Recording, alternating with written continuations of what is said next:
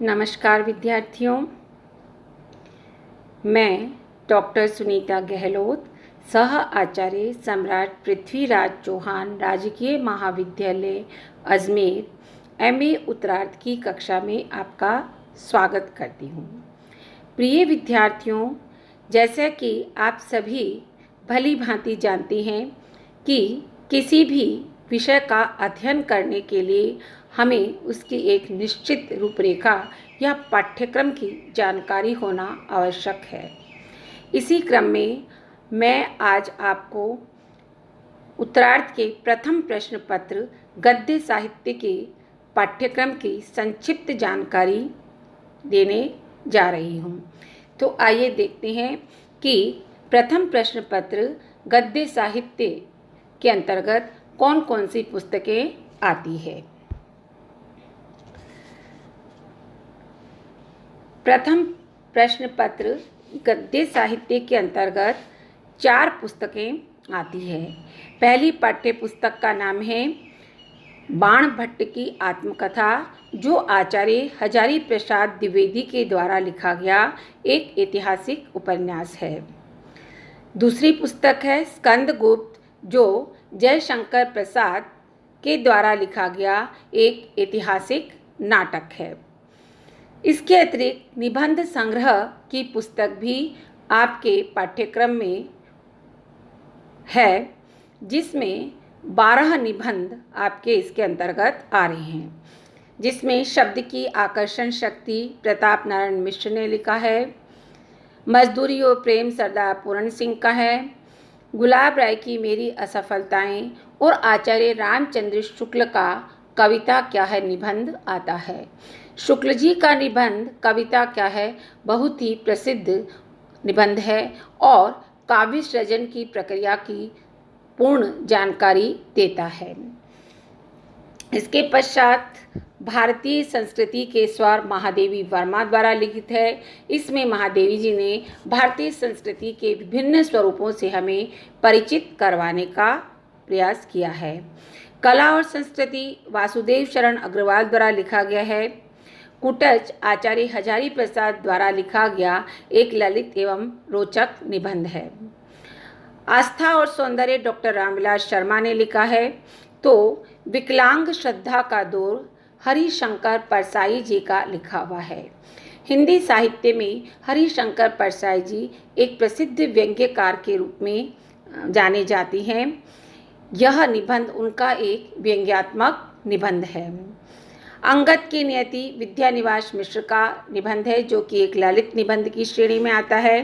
दृष्टि अभिसार कुबेरनाथ राय का है और नया रचने का अर्थ श्री राम परिहार का है।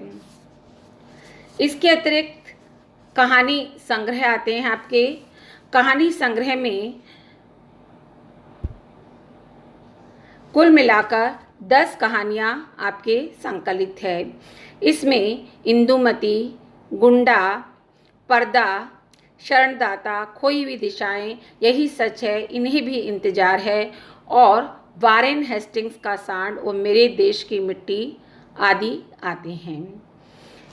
इनमें से कुछ निबंध हो सकता है आपने पूर्व की कक्षाओं में भी पढ़े हो।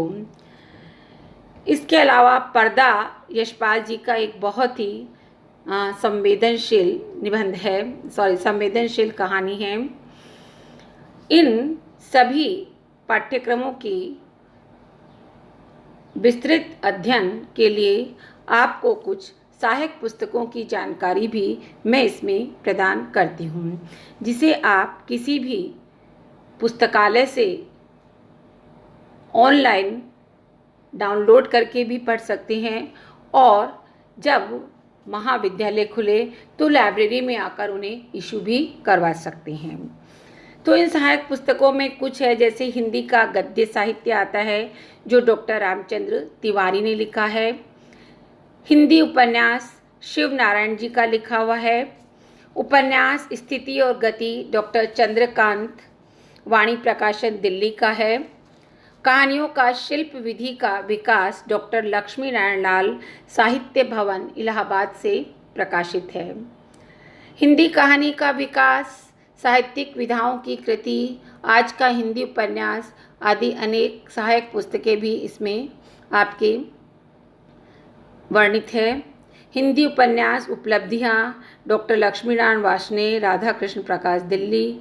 प्रसाद जी के नाटकों का शास्त्रीय अध्ययन, डॉक्टर पंडित या डॉक्टर जगन्नाथ प्रसाद शर्मा।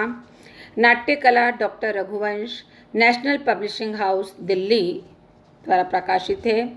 प्रसाद के ऐतिहासिक नाटक, डॉक्टर जगदीश जोशी, आत्मा रेनेसांस दिल्ली के द्वारा प्रकाशित है।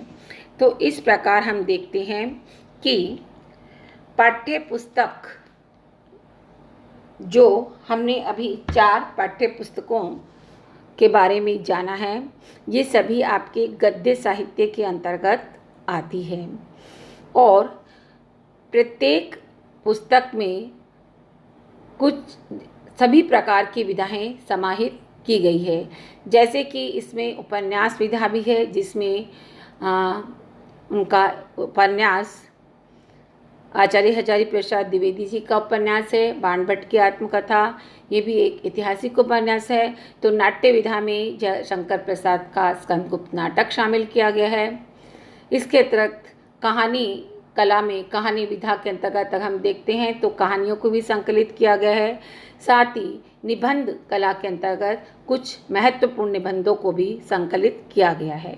इस प्रकार से आपका ये गद्य साहित्य का प्रश्न पत्र जो है, आपके सभी साहित्य की विधाओं को दृष्टि में रखकर बनाया गया है। आशा करते हैं कि सभी विद्यार्थी पहले पूर्ण रूप से पाठ्यक्रम की जानकारी के साथ ही इसमें वर्णित कहानियाँ, निबंध, नाटक, उपन्यास आदि को अपने अध्ययन सामग्री के लिए जुटाने का प्रयत्न करेंगे, ताकि अगले व्याख्यान में हम इन पाठ्य पुस्तकों में से किसी एक पाठ्य पुस्तक के बारे में आपको जानकारी देने की शुरुआत करेंगे। तो जैसा कि कहा जाता है कि सबसे पहले सरल और रोचक चीज़ों को हम पढ़ना पसंद करेंगे। तो इसी क्रम में कल मैं आपको कहानी संग्रह के अंतर्गत कहानी संग्रह की पहली कहानी इंदुमती का संक्षिप्त परिचय, पात्र परिचय आदि के बारे में विस्तृत जानकारी दूंगी। परंतु इससे पूर्व मैं आशा करती हूँ कि आप सभी इन पुस्तकों को संकलित करने, अध्ययन करने का प्रयास अवश्य करेंगे। धन्यवाद।